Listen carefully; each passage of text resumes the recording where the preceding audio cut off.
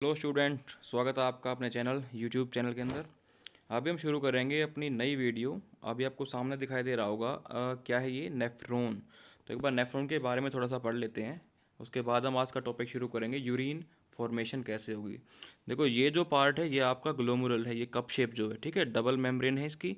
और इसके बाद ये पूरे का पूरा ट्यूब की फॉर्म है। देखो यहाँ पे ये वाला इसका कॉइल्ड है, इसको बोलते हैं पीसीटी, ठीक है, प्रोक्सिमल कॉन्वोल्यूटेड ट्यूब्यूल। उसके बाद ये नीचे गया, बिल्कुल सीधा गया, फिर ऊपर आया, ठीक है। ये एक लूप बन गया like hair pin, okay, hair pin की तरह बन गया, जो आप साड़ी वगैरह में लगाते हैं गर्ल्स लेडीज़, ठीक है। तो इसके बाद दोबारा से कॉन्वोल्यूटेड है, टेढ़ा मेढ़ा, इसको बोलते हैं distal convoluted tubule. After that ये सब किसके अंदर जाते हैं, कलेक्टिंग डक्ट के अंदर। और ये बहुत सारे नेफ्रॉन्स ओपन होते हैं किसके अंदर, कलेक्टिंग ट्यूब्यूल्स के अंदर, जो बाद में इकट्ठा होंगे आपके कैल्सस वाले पार्ट में। वहाँ से जाएंगे वो यूरेटर के अंदर, ठीक है, यूरेटर से जाएंगे वो यूरिनरी ब्लैडर में, जहाँ पे आपका यूरिन कुछ टाइम के लिए स्टोर रहेगा, ठीक है। नीचे आते टाइम इसको बोलते हैं descending limb of anal loop, ऊपर जाते टाइम इसको बोलते हैं असेंडिंग लिम्ब, ठीक है। और जो आपको ये रेड कलर की ब्लड वेसल चारों तरफ लिपटी दिखाई दे रही है, इसको बोलते हैं वासा रेक्टा। तो ये था आपका नेफ्रॉन। और जो ब्लड लेके आती है वो आपकी एफेरेंट आर्टरी होती है, और जो ब्लड लेके जाती है वो आपकी इफेरेंट होती है। और जो वासा रेक्टा है वो इफेरेंट आर्टरी की ही आपकी क्या होती है, एक्सटेंशन होती है। ये सब हम पढ़ चुके थे। अभी हम आ जाते हैं अपने नेक्स्ट टॉपिक पे, जिसका नाम क्या है, यूरिन फॉर्मेशन। यूरिन फॉर्मेशन से आप क्या समझते हो। देखो भाई, आपने जितना भी खाते पीते हो, ठीक है, आप जो भी डाइट लेते हो, वो सारी की सारी तो यूज़ नहीं होती बॉडी में। उसके बाद कुछ बच जाता है ऐसा मटेरियल जो बॉडी से बाहर निकालना ज़रूरी होता है, ठीक है। तो उस वेस्ट को ही क्या बोल देते हैं हम, जो लिक्विड फॉर्म में बॉडी से बाहर निकलता है, यूरिन बोलते हैं। तो आपको बता दूं मैं, जनरली जो अमोनिया बॉडी में बनती है वो लिवर में आके पहले यूरिया के अंदर कन्वर्ट होती है, उसके बाद वो किडनी से फिल्टर होकर बॉडी से बाहर जाती है। तो अभी देखते हैं, urine formation involve three main processes, तीन मेन काम होंगे। सबसे पहले ग्लोमुरल फिल्ट्रेशन, क्योंकि आपने पढ़ा था सबसे पहला हिस्सा क्या, नेफ्रॉन का ग्लोमुरल्स है। उसके बाद होगा रीएब्जॉर्प्शन। भाई अगर कोई एक्स्ट्रा चीज़ छान दी गई, देखो इसमें क्या होता है, इसमें ना ये मैक्सिमम फिल्टर कर देता है, ये सब कुछ फिल्टर कर देता है बिना देखे, ठीक है। मतलब जो सिर्फ बहुत ज़रूरी है उसको छोड़ के बाकी सबको लाइन में लगा देता है। उसके बाद क्या करता है, औरों को बोलता है और बाकी पार्ट को कि भाई अब आप ये देख लो, आपको कोई ऐसी चीज़ अगर चाहिए हो जो कचरे में पड़ी है तो आप उसको उठा लो, रीअब्जॉर्ब कर लो, ठीक है।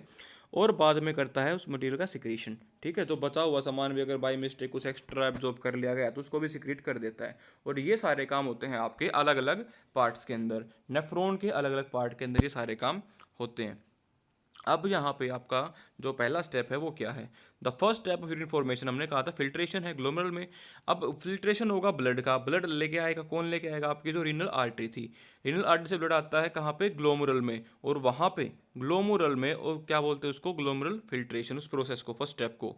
अब एक आम आदमी की बात करते हैं। ऑन एन एवरेज, भाई एक जो एवरेज अडल्ट है, देखो छोटे बच्चों का अलग मैकेनिज्म, अलग मतलब काम तो सेम होगा लेकिन उसकी रेट अलग रहती है, और जो ओल्ड एज होते हैं उनकी एक अलग रेट होती है। तो हम यहाँ पे एक अडल्ट एज का ह्यूमन जो होता है, एवरेज बॉडी का, जो डेली एक एवरेज वर्क भी करता है, यहाँ पे हम एक स्टैंडर्ड क्रिएट करके तब रेशियोज लेते हैं।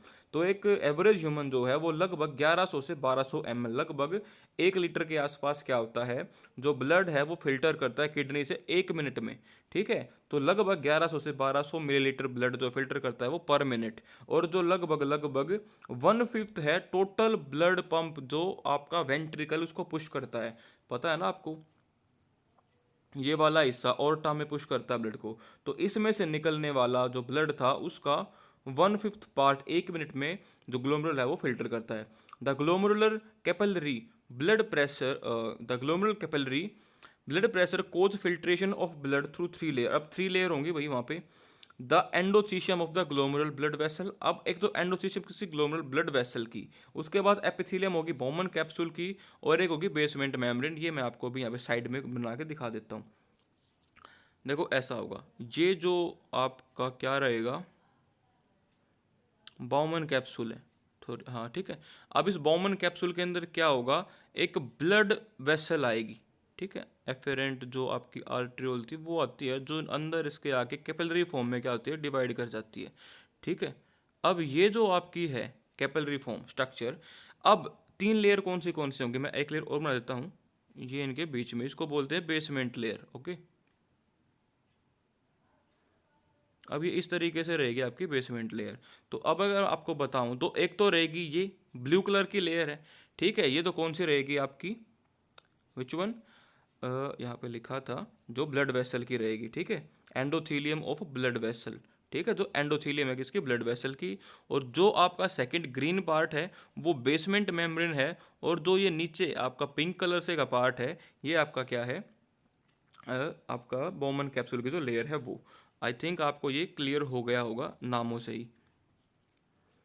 The epithelial cell of Bowman capsule called podocytes. अब ये जो लेयर है ना, ये वाली जो लेयर है, इसको क्या बोलते हैं, पोडोसाइट बोलते हैं भाई इसको, ठीक है। इसका नाम याद रखना, नीट लेवल इंपॉर्टेंट इंफॉर्मेशन है आपकी, ठीक है। Are an arrange in an intricate manner so as to leave some minute space called filtration slit और स्लिट पोर। और इसके अंदर क्या प्रेजेंट होते हैं, छोटे छोटे स्लिट पोर्स होते हैं। Blood is filtered so finally through these membrane that all the constituent of plasma except the protein pass on to the lumen of Bowman capsule।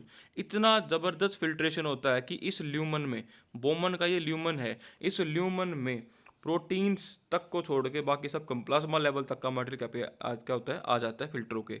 अब देखो सब कुछ ही लपेट देखने तो, ठीक है, लगभग सब कुछ इसने फिल्टर कर दिया, ठीक है। तो अब दोबारा रीअब्जॉर्ब तो करना पड़ेगा। Therefore it is considered as the process of ultra filtration. और क्योंकि काफ़ी ज़बरदस्त लेवल का आपकी बॉडी के अंदर क्या होता है, फिल्ट्रेशन, तो इसको क्या भी बोल देते हैं, अल्ट्रा फिल्ट्रेशन भी इसको बोल देते हैं। अभी नेक्स्ट चलते हैं अपना आगे। Amount of filtrate formed by kidney per minute is called glomerular filtration rate. अब जो एक मिनट में कितना फिल्ट्रेट तैयार होता है, ठीक है, अगर आप एक छलनी लेते हो, 1 सेकेंड, अगर आप एक छलनी लेते हो, ठीक है, और इसमें जाली लगी हुई है, अगर आप कोई लिक्विड यहाँ से छानते हो नीचे, तो यहाँ जो कचरा रुकता है वो एक मिनट में कितना रहेगा, तो इसको क्या बोलते हैं, फिल्ट्रेशन रेट। जीएफआर अगर बात करें एक हेल्दी इंडिविजुअल की, तो वो लगभग लगभग 125 ml पर मिनट होती है, ठीक है। तो एक मिनट में 125 ml जो कचरा है वो इकट्ठा कर लिया, और लगभग लगभग ये 180 लीटर होता है एक दिन में। अब आप सोच के हैरान हो सकते हो कि आप तो 180 लीटर यूरिन बॉडी से नहीं निकालते, इवन आप खुद 180 लीटर पानी ही नहीं पीते। तो देखो क्या है, ये साइक्लिक मूवमेंट में बार बार फिल्टर होता रहता है, ठीक है। तो आपकी बॉडी का तो वाटर लेवल फिक्स है, ब्लड लेवल भी फिक्स है, तो बस वो बार बार फिल्टर होता रहता है हर मिनट। इसीलिए वो लगभग, मतलब कि ये कहा जाता है कि वो ब्लड एक सिंगल जो आपके बॉडी का जो ब्लड है वो इतनी ज़्यादा बार फिल्टर होता है कि अगर टोटल काउंट किया जाए उसका डिफरेंट अमाउंट, तो वो 180 लीटर के करीब चला जाता है। The kidney have built in mechanism for regulation of glomerular filtration rate. अब जो फिल्ट्रेशन रेट है इसको चेक करने के लिए किडनी में खुद का एक मैकेनिज्म होता है। One such efficient mechanism is carried out by दक्षता ग्लोमरुलर एपरेटस। और वो कौन करता है, आपका दक्षता ग्लोमरुलर एपरेटस। अब ये क्या है वो देखते हैं। JGA is a special sensitive foreign sensitive region formed by cellular modification. कुछ सेल्स हैं वही मॉडिफाइड होकर बनी है, कहाँ पे, DCT वाले पार्ट में, ठीक है। और आपका जो एफेरेंट आर्ट्रियोल है उस हिस्से में, तो आपका एक DCT और एक एफेरेंट आर्ट्रियोल, याद रखना इन दोनों के कॉन्टैक्ट में होता है, ठीक है। अगर क्या होता है, GFR कम हो जाती है, अगर किसी ह्यूमन की जो फिल्ट्रेशन रेट है वो कम हो जाती है, ठीक है, can activate the JG cell. तो JG की जो सेल्स हैं, जो हमने कहा था मॉडिफिकेशन हो रखी है उन सेल्स की, वो एक्टिवेट हो जाती हैं और क्या रिलीज करती हैं, रेनिन। अभी आपको याद आया होगा, मैंने आपको डाइजेशन के टाइम पे कहा था कि एक रेनिन हमने वहाँ पढ़ा है, एक को आप ध्यान रखना। तो वहाँ पे रेनिन का काम क्या था डाइजेशन में, वो आप मुझे कमेंट में बताना।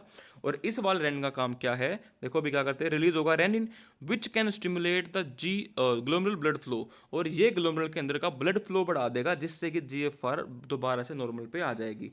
तो इस रेनिन का काम क्या था, टू रेगुलेट द GFR, ठीक है। और जो दूसरा रेनिन था जो डाइजेशन में था, स्टमक में प्रोड्यूस हो रहा था, उसका फंक्शन मुझे आप बताओगे, ये मैं आपसे उम्मीद करता हूँ अगर आपने ढंग से पढ़ा है तो, ठीक है। A comparison of the volume of filtrate formed per day with that of the urine release, ठीक है, suggested that nearly 99% of filtrate has to be reabsorbed by renal tubule. जो रीनल ट्यूब्यूल थे वो दोबारा उसको रीअब्जॉर्ब कर लेते हैं और इसी को बोलते हैं रीअब्जॉर्प्शन। देखो आप पूरा दिन में लगभग 180 लीटर ब्लड को फिल्टर करते हो, सॉरी फिल्ट्रेट प्रोड्यूस करते हो, और बॉडी से सिर्फ 1.5 और 1.5 लीटर ही बॉडी से बाहर निकलता है फिजिकली। तो इतना सारा लगभग 99% आपने रीअब्जॉर्ब कर लिया, और उसी को क्या कहा जाता है, रीअब्जॉर्प्शन। और कौन करता है ये काम, रीनल ट्यूब्यूल। अभी देखो बच्चों, आपने ना काफ़ी सारी माइन्यूट माइन्यूट इन्फॉर्मेशन देखी होगी यहाँ पे, काफ़ी बेसिक इन्फॉर्मेशन। वो सारे छोटे छोटे पॉइंट जो हैं वो आपके नीट जैसे एग्जाम्स या जो भी आपका कोई स्कॉलरशिप टेस्ट होगा वहाँ पे यही पूछे जाते हैं, क्योंकि नॉर्मल बड़े क्वेश्चन तो कोई भी बच्चा याद कर लेगा, ठीक है। The tubular epithelial cell. और हाँ, अभी अगर वीडियो देख रहे हो तो एक बार लाइक वाले बटन को थप्पड़ मार दो छोटा सा प्यार से, फ़ोन मत तोड़ लेना। देखते हैं कितने लाइक देते हो आप यार। काम हो जाता है, व्यू आ जाते हैं लेकिन लाइक नहीं आते।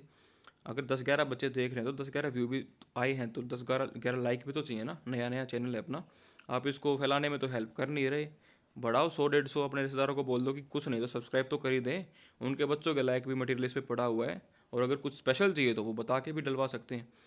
चलो आगे आते हैं। The tubular epithelial cell in different segment of nephron perform this. मतलब कि जो रिप्रोडक्शन ना, ये कैसे हुआ, जो ट्यूबुलर पार्ट नहीं था आपका, पीसीटी देन लूपोफिनल्स और फिर डीसीटी, वो अलग अलग जो सेगमेंट थे उनमें ये काम होता है। और उसको होने के दो तरीके हैं, या तो एक्टिव एब्जॉर्प्शन से हो जाएगा या पैसिव। देखो पैसिव होता है जब एक जगह पे चीज़ ज़्यादा है और वो कम की तरफ भाग जाए, इसको पैसिव बोलते हैं। लेकिन अगर एक जगह पे चीज़ ज़्यादा है और कम वाली भी ज़्यादा में जाके टक्कर मारे, मतलब जो कम है ऑलरेडी और वो ज़्यादा की तरफ बढ़ रही है, उसको बोलते हैं active transport. For example, substances like glucose, amino acid, sodium in the filtrate are reabsorbed actively where as the nitrogenous waste. ये तो एक्टिवली जाएंगे, एनर्जी लगेगा। देखो सोडियम कितना भी बॉडी में हो काम चलाएगा चलाएगा, अमाइनो एसिड बॉडी में मैक्सिमम आप रख सकते हो, ग्लूकोज तो एनर्जी कितनी भी रख लो, तो ये तो आपकी बॉडी चाहेगी कि ज़्यादा से ज़्यादा उठा ले, तो एक्टिव इसके ऊपर एनर्जी भी खर्च कर देगी, एटीपी का भी थोड़ा बहुत लॉस झेल लेगी, ठीक है। लेकिन जो नाइट्रोजनस वेस्ट हैं उनको तो भाई धक्का मार के बाहर निकालो, निकलते बनो यहाँ से, हमें नहीं चाहिए कचरा, ठीक है। Reabsorption of water also occur passively in initial segment of the nephron. और इनिशियल सेगमेंट जो होता है लूपोफेनल वगैरह का, वहाँ पे ये वाटर का भी एब्जॉर्प्शन होता है, वो हम आगे डायग्राम में देख भी लेंगे। During urine formation the tubular cell secrete substance like hydrogen and potassium and ammonium. देखो हाइड्रोजन आयन है तो ये पीएच को भी छेड़ देगा, ठीक है। Tubular secretion is also an important step in urine formation. It help in the maintenance of the ionic and the acidic base balance, ठीक है। अब जो ये सोडियम हाइड्रोजन और पोटेशियम जो आ रहा है, जो अमोनिया आ रहा है, ये क्या करता है, जो यूरिन क्रिएट हो रहा है उसके आयन और एसिड को भी बैलेंस करता है, एसिड बेसिक कैरेक्टर को भी। क्योंकि अगर आपके ब्लैडर में ज़्यादा एसिडिक यूरिन इकट्ठा होगा तो उससे आपको आगे दिक्कत आ सकती है। तो ये था आपका यूरिन फॉर्मेशन। बाकी हम पढ़ेंगे ये जो फंक्शन ऑफ ट्यूब्यूल था स्पेसिफिकली अगली वीडियो में। जब तक के लिए जय हिंद जय भारत। लाइक करें, शेयर करें, सब्सक्राइब करें, और पढ़े रहें घर पे, मस्त रहें लॉकडाउन में, है ना।